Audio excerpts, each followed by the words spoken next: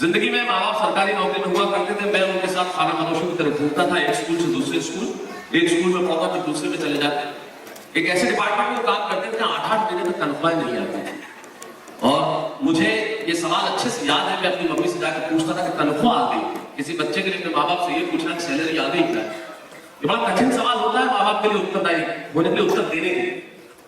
वो पूछते थे जो मैंने मुझे कॉपी खरीदनी है। मुझे भी उस बचपन में एहसास था कि जब तक इनके पास तनख्वाह नहीं आएगी मैं कॉपी किताब शायद खरीद नहीं सकता। लेकिन इन अभावों के बावजूद एक चीज थी कि कुछ नहीं था और सपने थे, ख्वाब थे, आंखों में एक एहसास था कि दुनिया जो शायद मिली नहीं है, दुनिया जो देखी नहीं है, किसी दिन तो मिलेगी, किसी दिन तो हासिल होगी, किसी दिन तो प्राप्त होगी, किसी दिन तो ये सब होगा। लेकिन उसके लिए कोई ऐसी कसक बहुत थी, दौड़ बहुत थी, तूफान बहुत थी, लेकिन जल्दबाजी नहीं थी।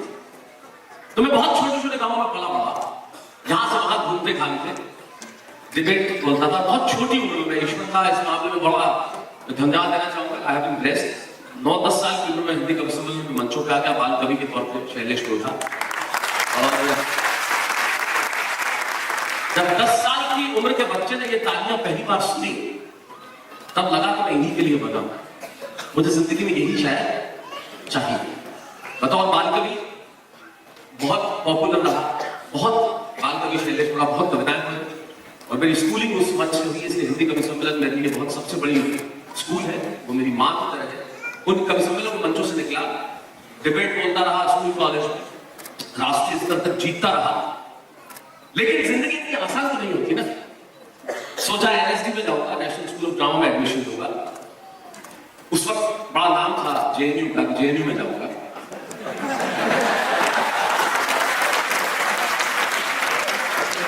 लेकिन आज धन्यवाद देता हूं कि नहीं गया।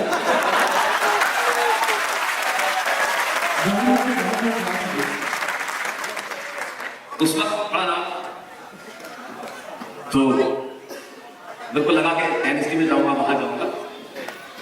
मुझे कहते कोई गुरेज नहीं कि मेरे लिए वतन सबसे पहले, मेरा देश सबसे पहले, मैं लास्ट में करती हूं।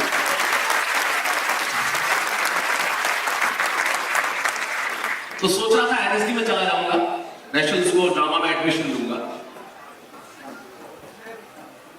पर जिंदगी इतनी आसान नहीं होती ना। बीएससी किया मैंने, bachelor of science botany chemistry zoology से पढ़ा, बीएससी किया।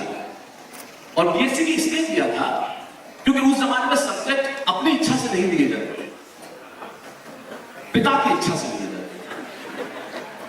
पढ़ना मैं आर्ट्स चाहता था, खानदान में किसी ने पढ़ने नहीं दी, बोले नहीं विज्ञान पढ़ो, हमारा दिमाग ठीक, विज्ञान पढ़ दिया। पढ़ाई भर गुना नहीं, डिग्री ली बीएससी, फिर लॉ में एडमिशन ले लिया। लॉ फर्स्ट ईयर में टॉप किया यूनिवर्सिटी में, सेकंड ईयर में टॉप किया, थर्ड ईयर में 6 पेपर किया, 7। 3 पेपर देने के बाद अचानक परीक्षा हॉल में मुझे सिविल ज्ञान की प्राप्ति हुई कि मुझे वकील नहीं बनना। और आप यकीन मानेंगे, मैं पेन बंद करके बाहर आ गया। मैंने वो 2-3 पेपर आज तक नहीं दिए। मेरी माँ आज तक मुझे कहती है कि 3 पेपर्स के लिए तूने डिग्री छोड़ दी। मैंने कहा अगर डिग्री ले लेता तो शायद जिंदगी नहीं मिलती, क्योंकि जो मुझे नहीं करना था नहीं करना था, जो करना था करना था। शायद अगर वो कर लेता, हो सकता है कि मैं उस फील्ड में कुछ करता, क्योंकि उसके लिए हालांकि बहुत मेहनत और परिश्रम की आवश्यकता होती है, जो शायद मैं नहीं हूं इतना परिश्रमी और मेहनती। खैर, मैं बाहर आ गया। अब हुआ यूं, जिंदगी यहां से थोड़ा सा मोड़ लेती है। 1988 की बात है, जब लग रहा था शैलेश लोढ़ा उस वक्त बाल कवि के तौर पर ऑटोग्राफ बांटा करते थे, शैलेश लोढ़ा डिबेट की तरह जीतते थे, शैलेश लोढ़ा एक अच्छा खासा नाम हुआ करता था। 1988 में दिसंबर का महीना था, और मेरी माँ, एक बहुत भीषण उनकी दुर्घटना हुई, एक्सीडेंट हुआ राजस्थान में जोधपुर। और इतनी भीषण दुर्घटना हुई कि हमारे पास जो खबर आई कि ईश्वर से प्रार्थना की थी कि वो किसी तरह बच जाए। हमने प्रार्थना की, ईश्वर ने हमारी पुकार सुनी, वो बच गई। लेकिन दुर्घटना इतनी भीषण थी, उनके 18-19 फ्रैक्चर्स थे, 40-50 टाँके सर में आए थे, पूरी तरह से वो घायल थी। वो लगभग 1.5 से 2 साल तक बिस्तर में रही, जिसमें से बहुत लंबा वक्फा उन्होंने अस्पताल में देना था। अब अस्पताल में जब हम गए और मैं उस कॉरिडोर में सोता था, मैं अपने पिताजी को संघर्ष करते देखता था। मेरे दोनों बहनों के तब तक विवाह नहीं हुआ था। माँ अस्पताल में भर्ती थी, पिताजी की सीमित तनख्वाह थी, और ऐसे में मैं ये सोच रहा था कि मैं यहाँ चला जाऊँ, उसको मैंने ताक कर रख दिया। और आप यकीन मानेंगे, अखबार में विज्ञापन देखा, वॉक इन इंटरव्यू था एक फार्मास्यूटिकल कंपनी का मेडिकल रिप्रेजेंटेटिव्स के लिए, दवाइयां बेचने के लिए, सेल्समैन बनने के लिए। मुझे लगा इस वक्त सबसे ज्यादा जरूरी मुझे मेरे पिता का बोझ कम करना है। मैं उन्हें पैसा दे सकूं ना दे सकूं, इतना तो कर सकूं कि मुझसे पैसा न लूं। मैं इंटरव्यू देने गया और सीधी नौकरी कर ली। और आप यकीन मानिए, जो व्यक्ति मंच में खड़ा होकर लाखों की भीड़ को संबोधित करता था, वो ये मेडिकल कॉलेज में जो है ना, उसी के ऑडिटोरियम में, वो डॉक्टर सेवन के बाद में बैग लेकर खड़ा रहता था और ये इंतजार करता था कब वो मुस्कुराए मैं भीतर जाऊं। एक दिन में 10-10 बार मरता था, लेकिन वो काम मैंने किया। इसलिए किया कि वो काम उस वक्त जरूरी था। उस काम ने मुझे सिखाया कि दुनिया में कोई काम छोटा नहीं होता, कोई काम बड़ा नहीं होता।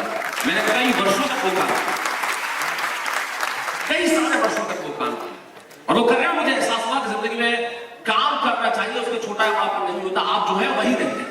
मैं जब बाल कवि था तब भी शैलेश लोढ़ा था, मैं जब वाद विवाद करता था तब भी शैलेश लोढ़ा था, मैं दवाइयां बेचता था एक सेल्समैन की तरह तब भी शैलेश लोढ़ा था, मैं हिंदी कवि सम्मेलन में अपनी कविताओं को लेकर सारी दुनिया में गया तब भी शैलेश लोढ़ा था, मैं वाहवा जब प्रोग्राम मैंने किया तब भी शैलेश लोढ़ा था, मैं आज भी हूं तो शैलेश लोढ़ा ही हूं। मेरे भीतर से कुछ नहीं बदला, वो हमेशा वही रहता है, जिंदा रहता है, और वो जिंदा रहना चाहिए।